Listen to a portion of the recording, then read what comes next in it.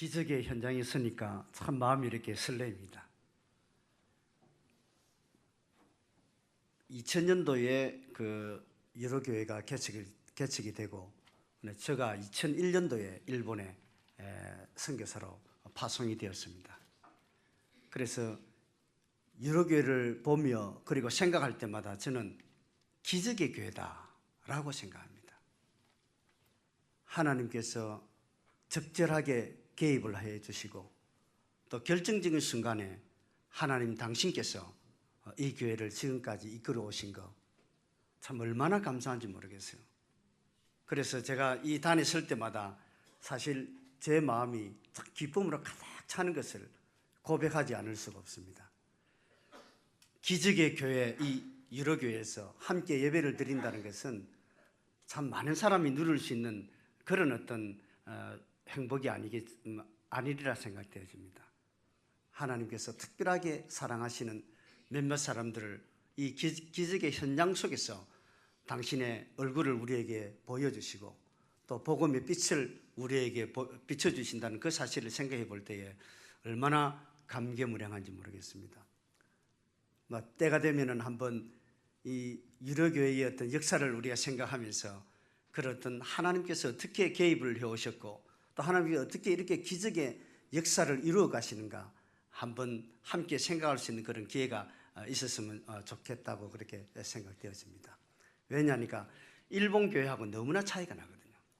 물론 일본에도 하나님의 개입이 있습니다만은 너무나 차이가 나는 어떤 그런 현장을 보면서 마음에 여러 가지 이런 어떤 말할 수 없는 어떤 그런 즐거움과 말할 수 없는 어떤 고통을 이렇게 경험하게 됩니다.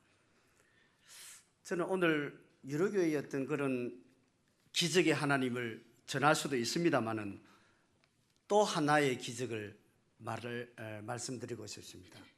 그것은 바로 우리 대한민국입니다. 대한민국은 그야말로 기적의 나라입니다. 우리가 이렇게 편안하게 지금 예배를 드릴 수 있는 게 이게 기적이 아니겠습니까? 제가 볼 때 저는 특별히 일본에 사회 가기 때문에 이 한국이라는 이 나라는 기적 중에 기적의 나라입니다. 좀 오래되었습니다만은 1894년도에 청일전쟁이 일어났습니다. 이웃나라인 청나라와 중국이죠. 청나라와 이웃나라인 그 일본이 우리 한반도의 그 조선의 그 주권을 취하기 위해서 정탈하기 위해서 전쟁을 벌였습니다. 아니 우리 조선의 이 주권은 우리가 책임을 져야 되는데 우리의 이 조선의 주권을 누가 취할 것이냐 누가 가질 것이냐는 그것 때문에 이 청나라와 일본이 싸움한 것이에요. 우리는 그 당시에 우리나라는 아무런 주권이 없었습니다. 그런데 지금 생각해 보십시오. 너무나 신기하지 않습니까? 지금 우리나라가 이렇게 지금 한반도가 이렇게 살아있고 또 이렇게 자유스럽게 살아갈 수 있다는 이 사실은 하나님의 기적적인 역사가 아니고서는 이렇게 우리가 살 수 없는 것이에요. 그런데 그 청일전쟁에서 누가 승리했습니까? 일본이 승리했어요. 만약에 청나라가 승리를 했다면요 우리나라는 벌써 공산주의가 되었을 겁니다. 일본이 승리를 하는 바람에 우리는 주권은 없었습니다만은 그래도 우리는 이 지금 민주주의라는 이 자유세계라는 그 꿈을 가질 수 있었던 것이죠. 청일전쟁이 끝난 다음에 꼭 10년 후지요. 1904년도에 러일전쟁이 일어났습니다. 제국주의 러시아와 제국주의 일본이 이 지금 한반도를 차지하기 위해서 다시 한번 제국주의 싸움을 벌인 것입니다. 물론 그 전쟁에서 러시아가 승리를 했다면 우리는 또다시 공산주의가 되었을 겁니다. 그런데 그때도 너무나 신기하게 영국과 미국이 뒷받침했던 그 제국주의 일본이 승리를 한 것입니다. 그게 1905년 일입니다. 그 후에 5년 후에 우리나라는 한일 합방이 돼서 36년간 일본 통치하에 들어갑니다. 우리나라는 주권이 없었어요. 우리나라는 7개 모든 것을 다 빼앗겼습니다. 나라를 빼앗겼습니다. 영토를 빼앗겼습니다. 우리나라의 재원, 우리나라의 그런 말, 우리나라의 글, 모든 걸 다 잃어버렸습니다. 심지어 우리나라 성까지도 다 잃어버렸습니다. 그런데 지금 보세요. 우리나라가 있지 않습니까? 너무너무 신기해요. 1945년 일본의 패망이 우리나라의 독립이었습니다. 그때 이미 우리나라 이 한반도에는요, 중국과 러시아의 영향을 입은 많은 사람들이 이 한반도에 살았습니다. 특히 중국과 러시아가 가까운 그 북쪽 지방에서는 그 공산 활동을 하는 사람들이 많이 있었습니다. 김일성을 중심으로 해서 그 사람들이 그런 활동을 펼쳐나가는 것이죠. 그러나 1948년 8월 15일 이승만 정권이 우리나라 초대 대한민국이라는 이 나라를 설립하게 됩니다. 이것도 기적이에요. 기적 중에 기적입니다. 그 2년 후에 여러분들이 너무나 잘 아시는 동족 상잔의 비극이라는 6.25가 일어났습니다. 6.25가 일어난 다음 6월 25일이죠. 한 달 만에 북쪽에서 이 낙동강까지 쳐들어왔어요. 우리나라는 이제 남은 것은 전쟁에서 한 달밖에 지나지 않았는데 남은 것은 이제 이 지금 경상도 이 낙동강 지역 이 부분밖에 남지 않았어요. 이제 우리가 북한에 그 점령당하는 것은 시간 문제였습니다. 그런데 미국이 주도하에 그 유엔 상임이사국이 같이 모여서 결정을 하지요. 이 지금 조선에 지금 한국에 전쟁이 일어났는데 이 전쟁을 위해서 사람을 파견하자, 군인을 파병하자, 그렇게 결정을 해서 그 9월 15일에 인천 상륙작전이 시작되어지고 그리고 16개 나라가 우리를 지원하게 됩니다. 그 힘으로 우리는 압록강까지 진격을 하게 되죠. 그런 다음에 1953년도에 우리는 휴전을 맞이합니다. 너무 신기하지 않습니까? 우리는 일본에 대해서 손가락질하고 비난합니다. 물론 우리는 당연히 그래 해야 되겠죠. 그러나 그 배후에 하나님의 개입이 있었다는 사실. 한국은 기적의 나라입니다. 지금도 보세요. 이렇게 못 살던 이 한국이 어떻게 교회가 이렇게 부흥되고 발전될 수가 있습니까? 아니 20년 만에 유로교회가 어떻게 이렇게 크게 성장할 수가 있습니까? 기적이 아닙니까? 기적 중에 기적입니다. 한국은 주권도 없고 아무것도 없는 나라였습니다.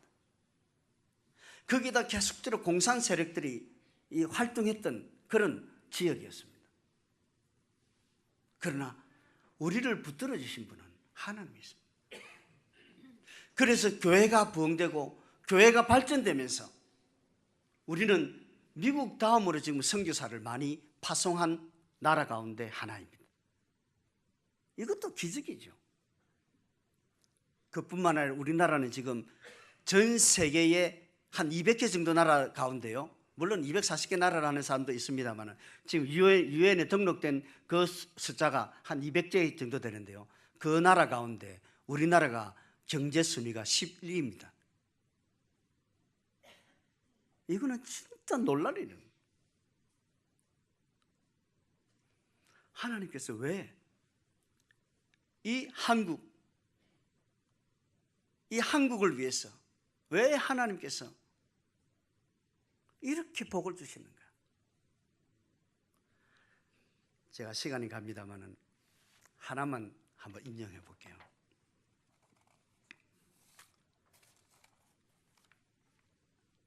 (1885년도에) 언더우드 목사님이 우리 한국에 선교사로 왔는데요, 그 목사님이 언더우드 기도문이라고 이렇게 적어서 자기 나라 미국으로 보냈습니다. 주여, 지금은 아무것도 보이지 않습니다. 주님, 메마르고 가난한 땅, 나무 한 그루 시원하게 자라오르지 못하고 있는 땅에 그 넓고 넓은 태평양을 어떻게 건너왔는지 그 사실이 기적입니다. 그리고 쭉 나옵니다. 마지막으로 지금은 예배드릴 예배당도 없고 학교도 없고 그저 경계와 의심과 멸시와 천대함이 가득한 곳이지만 이곳이 머지않아 은총의 땅이 되리라는 것을 믿습니다. 주여, 오직 제 믿음을 붙잡아 주소서. 140년 전에 우리나라의 모습이 이런 모습이었어요. 그런데 하나님께서는 우리나라를 택하시면서 하나님께서 꼭 하시고 싶은 일들이 계셨어요. 그게 오늘 창세기 2장에 있는 말씀입니다. 창세기 2장은 에덴 동산에서의 말씀이지 않습니까? 인간이 타락하기 전에, 아담과 하와가 타락하기 전에 하나님께서 우리에게 삶의 원리를 가르쳐주세요. 창조의 질서를 잡아주시기 위해서 우리에게 세 가지 귀한 원리를 주셨어요. 그 원리 가운데 하나님의 약속이 있고 그 원리 가운데 축복이 있습니다. 그래서 오늘 우리는 이 짧은 시간에 하나님께서 우리에게 원하시는 그 세 가지가 무엇인지 그것을 한번 함께 생각하는 그런 시간들이 되었으면 좋겠습니다. 먼저는요, 안식일입니다. 그리고 두 번째가 노동, 세 번째가 결혼입니다. 이 세 가지는 주님 오실 때까지 변하지 않습니다. 하나님께서는 우리 이 정말 아무 소망 없는 우리나라 한국을 택하셔서 하나님께서 한국 교회를 통해서 이 세계 복음화를 진행시켰을 텐데 이 교회를 통해서 무엇을 나타내시고자 하시는가 하면 바로 안식일과 노동과 그리고 결혼입니다. 저는 그것을요 1 플러스 6은 7, 1이라는 것은 안식일을 말하고요, 노동이라는 것은 6입니다. 그리고 결혼이라는 것은 7입니다. 초등학생 몇 학년 돼도 1 플러스 6은 7이라는 사실은 누구나 다 아는 사실이죠. 다른 거는 잊으시도 우리 평생 동안, 우리 살아있는 동안에 결코 잊지 말아야 될 것이 1 플러스 6은 7이라는 이 사실입니다. 먼저 안식일. 안식일은 뭡니까? 안식. 하나님께서 모든 천지와 만물을 창조하시고 제7일에 안식하셨다. 오늘 말씀에서도 두 번 나오는데요, 안식이 무슨 의미입니까? 하나님께서 6일 동안 너무 많은 일을 하셔가지고 너무 피곤해서 곤드레 만드레 너무 힘이 빠져서 곤드레 만드레 하신 것이에요. 하나님께서 6일 동안 정말로 밤과 낮을 구분 없이 일을 하셨기 때문에 하나님께 지쳐서 더 이상 힘이 없어서 안식하신 것입니까? 그렇지 않습니다. 하나님은 우리 인간과 다릅니다. 하나님께서는 지금도 일을 하고 계시는 거예요. 태양을 떠오르게 하시고 비를 내리시는 분은 하나님이십니다. 바람을 일게 하시는 분은 하나님이십니다. 새를 기르시고 그 바다의 어족을 물고기를 기르시는 분은 하나님이십니다. 하나님께서 손을 내어버리시면 1시간 1분 1초를 놓으시버리면 이 천지 만물은 그냥 끝나버립니다. 그런데 하나님께서 안식하셨다는 거예요. 왜 그렇습니까? 이 안식이라는 것은 더 이상 새로운 피조물을 만들지 않았다. 6일간에 모든 것을 만드시고 더 이상 만들지 않으셨다. 동시에 하나님께서는 그 만드신 모든 만물들을 보면서 기뻐하셨다. 그 의미가 안식입니다. 우리가 주일날 이렇게 교회 나옵니다. 안식일을 지킵니다. 우리가 이 날에 무엇을 합니까?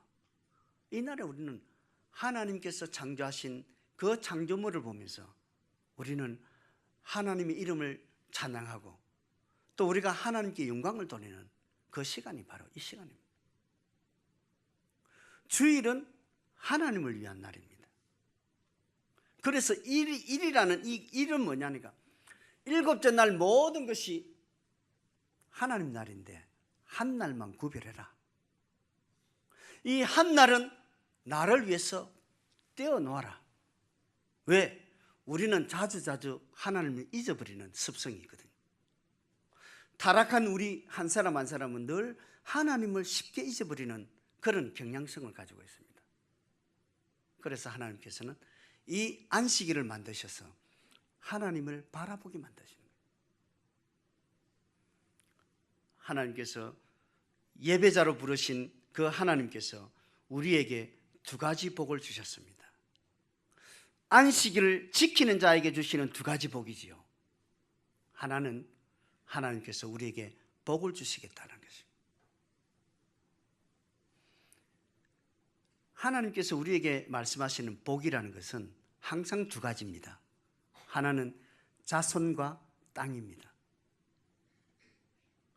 성경 창세기부터 계시록까지 그 말씀이 빽빽히 기록되어 있습니다. 우리나라 말로 좀 어려운 말인데요. 기업이라는 말이 있습니다. 기업 은행을 말하고 회사를 기업, 그는 기업이 아니고 성경에서 기업이라는 단어가 나와요. 일본말로 시교라는데요. 그 기업이라는 것은 그 기업이라는 그 말이 무슨 말이냐니까 하나님께서 복을 주시는 그 표시로서 우리 자손을 주시겠다. 우리에게 땅을 주시겠다. 지금 보세요. 지금 이 유로교회가 그렇지 않습니까? 이 자손 되도록 지금 은혜를 받고 있는 거예요. 그리고 땅이 지금 확장되고 있는 거예요. 그리고 지금 선교사를 파송해서 이 한국뿐만 아니라 저 지금 전 세계에 그 땅을 지금 넓혀가는 작업을 하고 있는 거예요. 그게 축복이라는 말입니다. 자손과 땅이 없으면 그 축복이 아닙니다. 성경에서 말하는 그 기업이라는 것은 항상 자손의 복과 땅의 복이 있습니다. 저는 일본에 대해서는 말할 이야기가 많이 있습니다. 일본은 자손의 복도 없고 땅의 복도 없습니다. 하나님께서 기업을 주시겠다, 복을 주시겠다 약속을 해주셨는데 그 기업의 복을 누리지 못하는 것이 일본 교회예요. 저도 열심히 기도하고 열심히 말씀 전하고 또 열심히 전도하려고 노력은 합니다만 너무너무 힘들어요. 왜 그렇습니까? 오늘 이 세 가지 이 원리를 지키지 않기 때문에 그렇습니다. 말씀을 전할 때마다 늘 힘든 부분이 많이 있습니다. 왜냐니까 지금은 세월이 너무나 바뀌었거든요. 옛날에 한번 보세요. 주일날에 우리 학생 시절 때 주일날에 우리가 학교 갑니까? 안 갑니까? 학교 안 갑니다. 월요일날 가서 매를 맞습니다. 매를 맞더라도 주일날은 교회를 가는 거예요.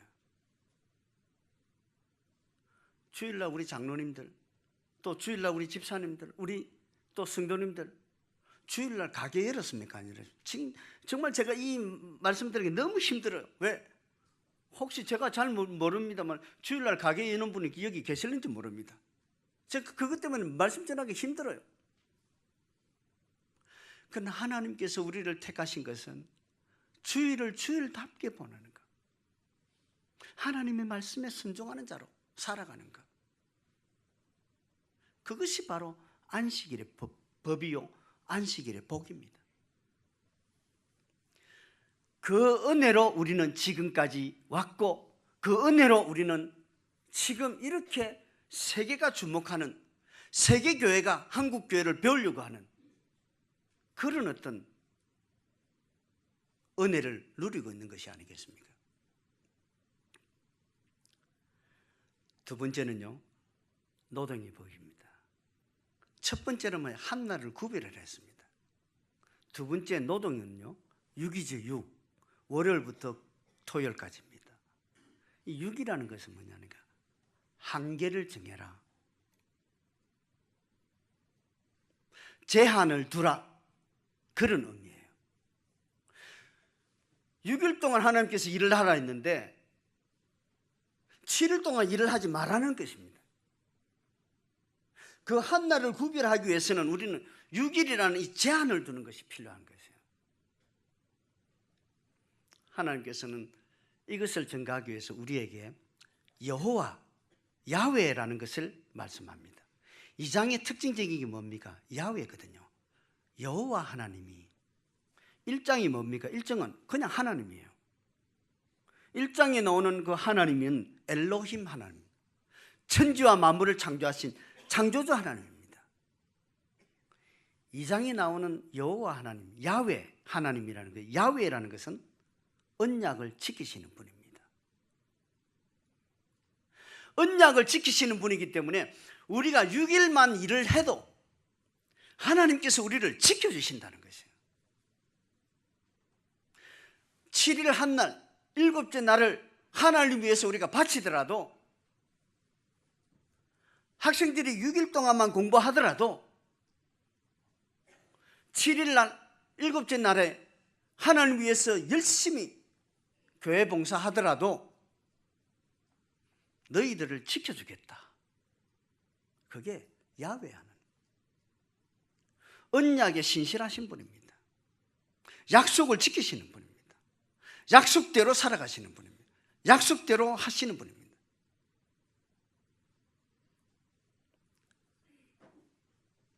그것을 노동에 대한 이야기를 하시면서 하나님께서는 우리에게 너희들이 어떻게 창조되었나 생각해봐라. 너희는 흙으로 창조되었다. 우리는 흙으로 되어 있지만은 다른 나라 그 성경은요, 먼지로 됐다 이야기해요. 흙이든지 먼지든지 다 똑같은 거 아닙니까? 우리는 아무런 힘이 없는 존재였다. 우리는 내세울 만한 그런 어떤 건덕지가 없는 존재였다. 교만해서는 안 된다. 그게 바로 우리가 흙으로 창조된 거예요. 내일이면 우리가 하나님 앞에 불림을 당할지 모릅니다. 오늘 건강하신 분인데 갑자기 암 선고를 받아서 3개월밖에 살지 못한다 하는 경우도 생깁니다. 그런 존재가 우리예요. 우리는 흙으로 지음받았다는 사실을 잊지 말아야 합니다. 하나님께서는 우리가 너무 이렇게 우리 생각대로 하려고 하는 것이 많기 때문에 하나님께서는 좀 제한을 두라. 6일 동안만 해라. 일을 하더라도 아침부터 밤까지 하는 것이 아니라 해가 떠오르면 일을 하고 해가 지면 그냥 일을 손을 놓아라. 하나님께서 그런 제한들을 다 우리에게 주셨어요. 그리고 우리에게는 너희들은 흙으로 창조했다. 그런데 뭡니까? 하나님께서 그 코에 생기를 불러 넣으시니 생명이 되셨다는 거예요. 우리는 하나님의 형상대로 흙으로 지음받은 우리지만은 우리는 다른 동물과 틀립니다. 우리는 피조물과 틀립니다. 자기 집에 개를 키운 데서 그 개가 우리 이 하나님의 형상대로 지음받은 우리와 똑같을 수 있습니까? 다릅니다. 우리는 하나님의 형상대로 지음받아서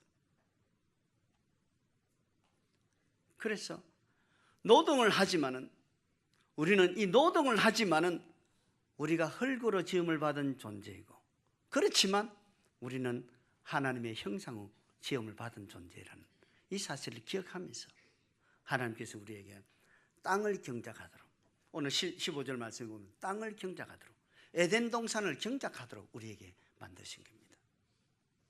노동의 신성성, 그 노동의 그 가치, 그 노동이 얼마나 소중한 겁니까? 얼마나 좋은 겁니까? 그것을 통해서 우리는 인간이라는 사실을 깨닫게 되고 우리를 창조하신 하나님을 깨닫게 되는 것입니다. 그런데 신기하게요, 16절 17절 말씀을 보니까 거기에 선악을 알게 하는 나무도 있더라. 선악을 알게 하는 나무의 실과를 따먹으면 정령 죽겠다라고 하나님께서 엄포를 놓으십니다. 선악을 알게 하는 나무, 선악을 알게 하는 나무, 이것이 그야말로 하나님을 만날 수 있는 끈이었어요. 아담과 하와가 동산을 거닐면서 선악을 알게 하는 나무를 보자마자 늘 하나님을 생각하는 거예요. 이거 따먹으면 내가 정령 죽겠다, 하나님을 기억하는 거예요. 노동을 하는데 우리는 아침부터 저녁까지 열심히 땀을 흘리면서 노동을 해야 합니다. 노동을 하면서도 우리가 죄를 범해서는 안 됩니다.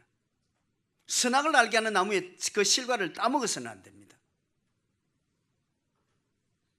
그것이 하나님께서 우리에게 주시는 원리입니다. 이 노동, 이거는 너무너무 왜? 일본 사람은 이 법칙을 모르기 때문에 주일도 없고 노동, 모든 걸 자기 마음대로 합니다. 주일 되더라도 이 학생들이 교회 오지 않습니다. 초등학교 6학년까지는 교회 나옵니다만 중학생 되면 교회 나오지 않습니다. 왜? 전부 다 학교 부활동을 다 가는 거예요. 1년 365일 회사에서 그들은 부르지요. 주일날 골라서 지금 회사 일을 하게 만들고, 그 다음에 투표도 뭡니까? 국회의원 투표 같은 모든 투표도 모든 것 주일날 다 합니다. 모든 그 창조 질서를 다 어기고 있습니다. 그러니까 교회가 복을 받을 수가 없는 것이죠. 일본은 이대로 나가면 반드시 하나님 앞에 심판을 받게 되어 있습니다. 노동은요 6일만 해도 됩니다. 그래서 옛날에는 소를 키우는, 그 다음에 양을 기르는 그 사람은요 항상 소와 양이 그 우리에 갇혀 있었거든요. 우리의 양과 소가 있는 것을 보면서 이날은 주일이고, 또 우리의 양이 또 노동할 때는 그 양들을 풀어서 노동하는 거예요.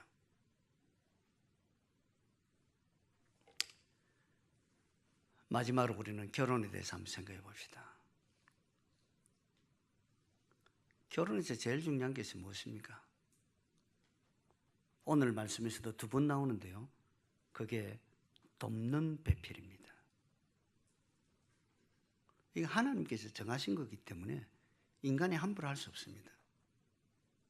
돕는 배필이라는 것은 조력자라는 의미지요. 아담을 도우기 위해서 존재하는 것이 하와입니다. 여성을 비하하는 문제가 아닙니다. 이것은 여성이 언제 가장 아름답습니까? 남자를 도우고 남자에게 힘을 실어주고 남자가 더 열심히 일을 하고 더 열심히 하나님을 바라보게 하는, 그게 하나님께서 여자에게 주시는 그런 귀한 그런 은사고 또 하나님께 주신 그 축복이었습니다. 여기 종속적인 의미가 조금 있습니다만은, 그러나 그 의미는 우리로 상하라는 어떤 개념을 이야기하는 것이 아닙니다. 동등이지, 동등. 갈비뼈 한 부분을 취해서 여자를 만드셨는데 그것은 동등을 말하는 것이죠. 우리는 그리스도의 신부라고 하지 않습니까? 그리스도의 신부, 신랑 대신 예수님께서 오시는 것이죠. 재림의 날이 있습니다. 심판의 날이 있습니다. 그 신랑을 준비하는 우리 한 사람 한 사람이 그리스도의 신부인데, 이 그리스도의 신부를 누가 제일 상세하게 알 수 있냐면 우리 여자분들을 보면, 자매분들을 보면 이 말씀의 돕는 베풀이라는 이 말씀을 알게 됩니다. 그리스도의 신부가 누군지 그것을 깨닫게 되는 거죠.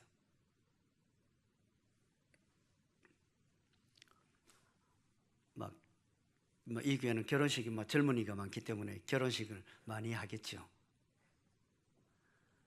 결혼에 중요한 몇 가지 원리가 있죠. 여러분 잘 아신 대로 삼각형 원리로 해서 이 결혼하는 남편과 아내가 자기 두 사람이 바라보는 게 아니고 한 방향으로 나가는 것이요. 하나님을 향해서 나가는, 하나님만 바라보는. 두 사람이 하나님을 바라볼 때에 이 두 사람이 행복해지는 거예요. 저는 일본 사회가 어떤지, 그런 현 시대가 어떤지 이 부분에 대해서는 지금 시간이 없습니다. 타치할 수가 없습니다. 그리고 이 지금 결혼의 또 두 번째 원리는 무엇이에요? 작품의 원리라고 하는데, 그것은 남편 스스로가 자기를 이렇게 작품을 만들어 갈 수가 없어요. 남편의 작품은 아내입니다. 아내의 작품은 남편입니다. 아니, 남편이 왕으로 대접을 받으려고 하면은 자기 부인을, 아내를 왕비로 대접을 해야 되는 거예요. 반대로 말해서 이 아내가 자기가 어떤 왕비로서 대우를 받으려고 하면 자기 남편을 왕으로 대접해야 되는 거예요. 그런데 지금 이 원리가 완전히 무너져 버렸어요. 일본은 완전히 무너져 버렸어요. 남편이 더 이상 남편이 아닙니다. 옛날에 일본 여자라면은 현모양처였잖아요. 그죠? 지금은 더 이상 현모양처가 아닙니다. 일본 가정은 완전히 지금 붕괴 직전에 있습니다. 그럴 수밖에 없겠죠. 이런 원리를 배운 적이 없어요. 이런 말씀을 들은 적이 없습니다.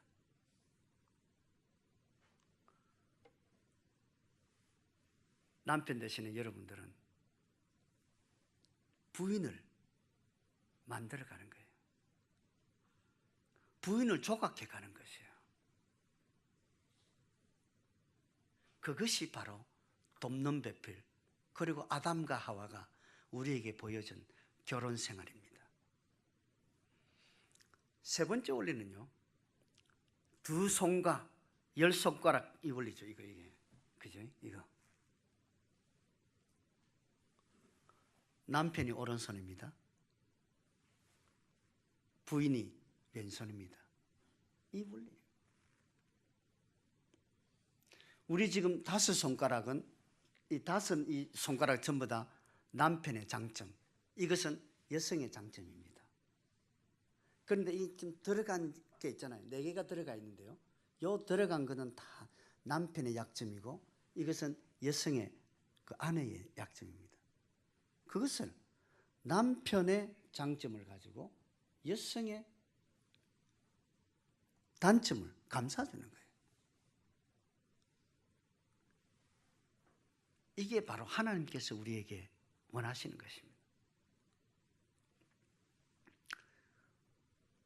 사랑하는 성도 여러분, 우리는 이 세 가지, 안식일과 노동과 결혼, 오늘날 젊은이들 미안합니다만은 결혼하기 싫어하는 사람이 그는 결혼 안 해도 된다고 하는 사람들이 제법 있는 모양이더라고. 다시 한번 강조합니다. 물론 독신의 은사가 있습니다. 독신의 은사는 특별한 은사입니다. 우리같이 평범한 사람들은 다들 하나님께서 결혼의 그 은혜를 우리에게 주십니다. 그래서 우리 유로교에 있는 우리 젊은이들, 여러분들은 결혼을 기대하고 꿈꾸고 바라면서 남은 시간을 준비해 갔으면 좋겠습니다. 왜? 그것을 통해서 하나님께서 이 창조의 질서를 만들어 가시는 거예요. 저는 끝으로 한 말씀만 전하고 싶습니다. 이 세 가지 원리, 세 가지 축복, 세 가지 약속은 에덴 동산에서 일어난 겁니다. 우리가 타락하기 전에 하나님께서 세 가지를 우리에게 주신 거예요. 그래서 이것은 지켜나가지 않으면 하나님 앞에 저주를 받게 되고, 이것을 묵묵히 지켜나간다면 하나님께서 우리에게 복을 주시고, 또 우리를 통해서 하나님께서 일을 하시는 것입니다. 한국과 일본의 차이가 어디에 있는지 아십니까? 바로 여기에 있습니다. 일본은 안식일도, 노동도, 결혼도 모든 게 하나님 말씀에 위배되어 있습니다.